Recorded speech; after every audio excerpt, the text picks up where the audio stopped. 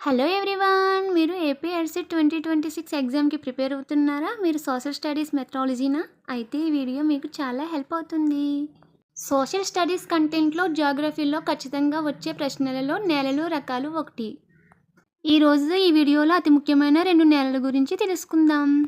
Welcome to study with Bhavani. ఇలాంటి మరిన్ని వీడియోల కోసం మన ఛానల్ అయితే సబ్స్క్రైబ్ చేసుకోండి. ముందుగా ఒండ్రు నేలల గురించి తెలుసుకుందాం.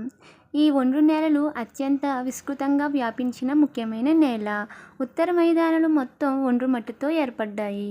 ఈ నేలలు 3 ముఖ్యమైన హిమాలయ నదీ వ్యవస్థలైన సింధు, గంగా, బ్రహ్మపుత్ర నదుల ద్వారా నిక్షేపించబడ్డాయి. ఈ నేలలు రాజస్థాన్, గుజరాత్లో కూడా విస్తరించి ఉన్నాయి. ఒండ్రు నేల తూర్పు తీర మైదానాలలో ముఖ్యంగా మహానది, గోదావరి, కృష్ణ, కావేరి నదుల డెల్టాల్లో కూడా కనిపిస్తుంది. ఒండ్రు మట్టిలో ఇసుక, సిల్ట్ మరియు బంకమట్టి వివిధ నిష్పత్తుల్లో ఉంటాయి. నదీ లోయ ఎగువ ప్రాంతాలలో అనగా వాలు ప్రారంభమైన ప్రాంతాలకు దగ్గరలోని నేలలు మొతకగా ఉంటాయి. అటువంటి నేలలు దువార్స్, చోస్ మరియు టెరాయ్ వంటి పర్వతపాద ప్రాంత మైదానాలలో అతి సాధారణంగా కనిపిస్తాయి. నేలలు వాటి రేణువులు లేదా భాగాల పరిమాణం కాకుండా వాటి వయస్సు ఆధారంగా కూడా వివరించబడ్డాయి. వాటి వయస్సు ప్రకారం ఒండ్రు నేలలను పురాతన ఒండ్రు అని అంటే బంగారని మరియు నూతన ఒండ్రు అంటే కాదర్గా వర్గీకరించవచ్చు. కాదర్ కంటే బంగార్ నేలల్లో గులకరాళ్ళు సాంద్రత అధికంగా ఉంది.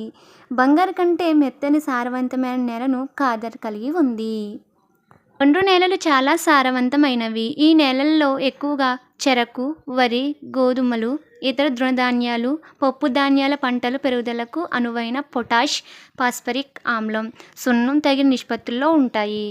ఒండ్రు నేలలు గల ప్రాంతాలు అత్యంత సారవంతమైనవి అవడం వల్ల ఎక్కువ సాగు చేయబడుతూ జనసాంద్రత కలిగి ఉన్నాయి. ఇప్పుడు నల్లరేగడి నేలల గురించి తెలుసుకుందాం. ఈ నేలలు నలుపు రంగులో ఉంటాయి. వీటిని రేగడి నేలలు అని కూడా అంటారు.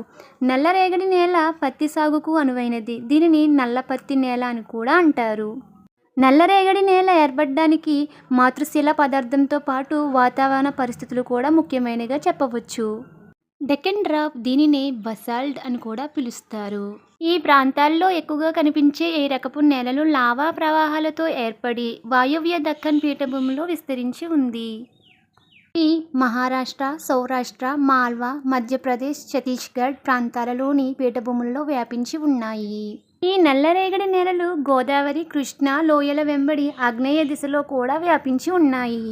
ఈ నల్లరేగడి నేలలు పూర్తిగా బంకమట్టితో ఏర్పడిన అత్యుత్తమ నేలలు. అంతేకాకుండా తేమను నిలుపుకునే సామర్థ్యానికి కూడా ప్రసిద్ధి.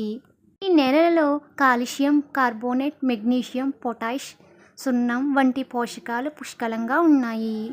అంతేకాకుండా ఈ నేలల్లో సాధారణంగా ఫాస్ఫరస్ మోతాదు తక్కువగా ఉంటుంది. ఈ నేలలు వేడి వాతావరణంలో లోతైన పగులను ఏర్పరిచి నేలలో వాయు ప్రసరణకు సహాయపడతాయి. అందుకే ఈ నేలలను తమను తాము దున్నుకోవడం అని అంటారు.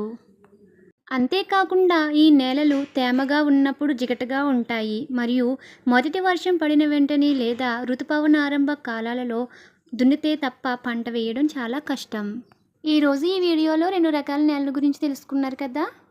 ఈ టాపిక్కి సంబంధించి ఎగ్జామ్లో ఏ విధంగా జీకే బిట్స్ వస్తాయి ఇప్పుడు చూద్దాం. ముందుగా కొన్ని క్వశ్చన్స్ అయితే చూసేయండి. ఆన్సర్స్ అయితే వీడియో చివరిలో అయితే చెప్తాను. మొదటి ప్రశ్నగా నేలల గురించి చేసే అధ్యయనాన్ని ఏమంటారు? ఈ ప్రశ్నను ఎగ్జామ్లో చాలాసార్లు అడిగారు. రెండవ ప్రశ్న, నేలల దినోత్సవం ఎప్పుడు జరుపుకుంటారు? చివరిగా మూడవ ప్రశ్న, భారతదేశంలో నేలలను వర్గీకరించే సంస్థ ఏది? చూసారుగా, ఈరోజు 10th క్లాస్ సోషల్ స్టడీస్లోని జియోగ్రఫీలో 2 రకాల నేలల గురించి అయితే తెలుసుకున్నాం. వాటితో పాటుగా 3 జీకే బిట్స్ అయితే నేర్చుకున్నాము. టాపిక్స్ అనేవి బీఈడీ ఎంట్రన్స్ ఎగ్జామ్కే కాకుండా డిఎస్సికి అలాగే ఎస్జిటి వాళ్ళకి కూడా ఉపయోగపడతాయి. వీడియోలో అయితే మరొక 2 రకాల నేలల గురించి అయితే తెలుసుకుందాం. ఈ వీడియో కనుక మీకు నచ్చినట్లయితే లైక్ చేయండి, షేర్ చేయండి, అలాగే కామెంట్ చేయండి. ఇలాంటి మరిన్ని ఎడ్యుకేషనల్ ఇన్ఫర్మేషన్ వీడియోల కోసం మన ఛానల్ అయితే తప్పకుండా సబ్స్క్రైబ్ అయితే చేసుకోండి. చివరిగా 3 ప్రశ్నలు అయితే అడిగాను కదా, వాటి సమాధానం అయితే ఇక్కడ చెప్తున్నాను, వినండి. మొదటి ప్రశ్నకు నేలల అధ్యయనాన్ని పెడాలజీ అంటారు. రెండవ ప్రశ్నకు నేలల దినోత్సవం డిసెంబర్ 5న జరుపుకుంటారు.